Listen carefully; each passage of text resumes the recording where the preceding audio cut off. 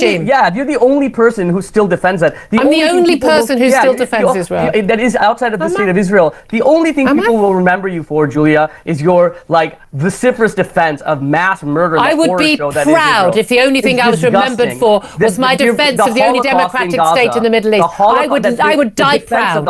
And that's exactly the reason for today's video. I hope you've all taken a paracetamol, because today we have Julia Hartley-Brewer up against Dr. Ashok Kumar on Israel and Palestine. Just to put a disclaimer out there, I despise Julia. I feel sick of the thought of even saying her name, but unfortunately some of the trash that comes out of her mouth just stinks. A lot of false claims, and the reason for this video, so it stays on record years to come for what this lady stood for. Let's take a look. We could have a better relationship with China. We don't need.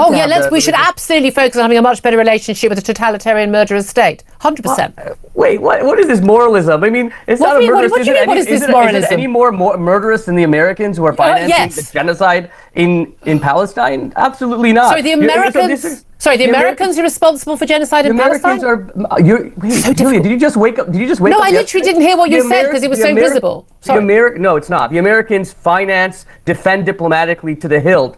They're behind what the state of Israel, yes. Of course. As we should all defend the state of Israel. Okay, yes, the murderous regime. You're the only person who still defends that. I'm the only person who still defends Israel. That is outside of the state of Israel. The only thing people will remember you for, Julia, is your vociferous defense of mass murder. I would be proud if the only thing I was remembered for was my defense of the only democratic state in the Middle East. I would die proud. Of the Holocaust in Gaza. That's what you'll be known for. There's not a Holocaust in Gaza. There's not a genocide in Gaza. Ashok, you're supposedly, it always starts nicely, our conversations, doesn't it? Supposedly, you're an associate professor at a university. Yes. Do you know what the meaning of genocide means? Do you know what the meaning of Holocaust means? What is the population of Gaza now, as opposed to October the 7th, 2023? This is just standard line. No, it's it's a reasonable question.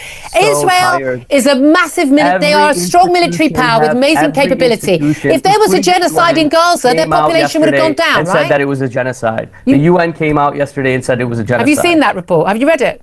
Yeah, I have. Yeah. How many times does it mention hostages? Why does that matter? How many times does it mention the October the 7th massacre? Why should it? How many times does it mention tunnels? The genocide is How many times does it mention human shields? The genocide is occurring. But the human shields, we're going to obliterate entire hospitals because there are human shields in there. How does that even work? So if someone kidnaps someone in this country, let's just say, puts them in a hospital, we're going to blow up the whole hospital? How are you even defending this still? It's outrageous. We don't do that, and neither does Israel. We don't do that. How on earth is it? Julia will not be remembered for anything. What has she accomplished? Nothing. Absolutely nothing. Diddly squat. Dr. Kumar was bang on the money. The support for Israel was on a decline well before October the 7th. Check out this poll. Figures gathered from a survey over the last 4 years across European countries. Overall, only 13 to 21% favoured Israel, while 63 to 70% were unfavourable. Regarding genocide, check out this clip from the UN, and then we'll continue with the next clip. The Commission concluded that Israel has committed genocide against the Palestinian people in Gaza, and that it is continuing with that genocide. But we are told that the number of children that have had one or both legs and arms amputated is greater than in any other conflict this century. These deaths are not accidents. They are not collateral damage. They are the direct consequence of a military strategy of saturation bombing and scorched earth when it comes to the infrastructure of Gaza and the people of Gaza. Residences, homes, hospitals, universities, schools, museums, churches, mosques, archaeological sites, roads, agricultural facilities, the fishing industry. Our reports over 2 years have built the full picture of the extent of the destruction. And the destruction is such, added in particular to the starvation policies, that the conditions of life in Gaza are unsupportable. And but they don't allow any journalists in there. That's the game. There are plenty of journalists in there. You don't trust Al Jazeera? They don't allow any outside journalists in there. Al Jazeera is it? Al Jazeera is it? Yeah, all of their reporters have been murdered by. No, they haven't.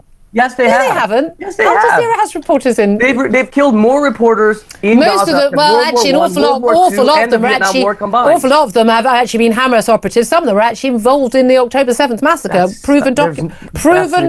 There's no evidence of that. Ashok, you're a mouthpiece for the Israeli state. I'm a mouthpiece for the Israeli state. You're just a mouthpiece. You're a mouthpiece for terrorists. You haven't said one critical thing. You're a mouthpiece for a terrorist state. I'm literally stating facts that are provable.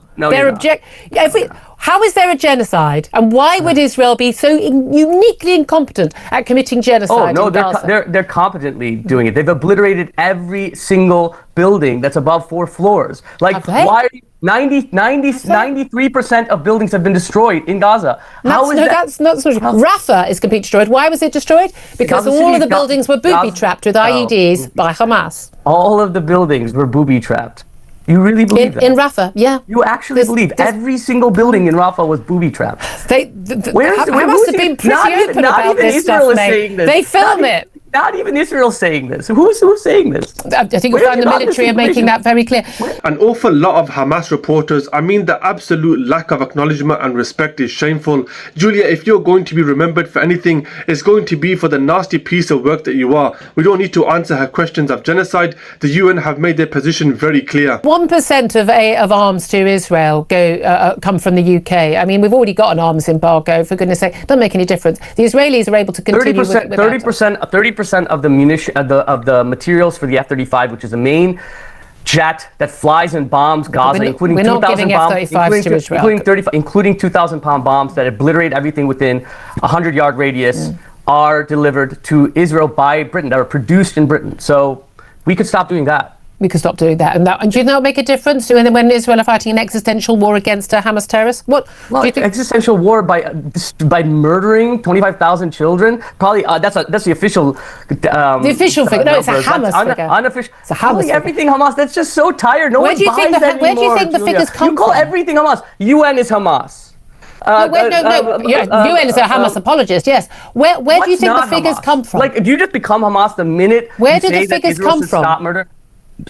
Where do you think the figures come from? Every single international organization backs the figures up.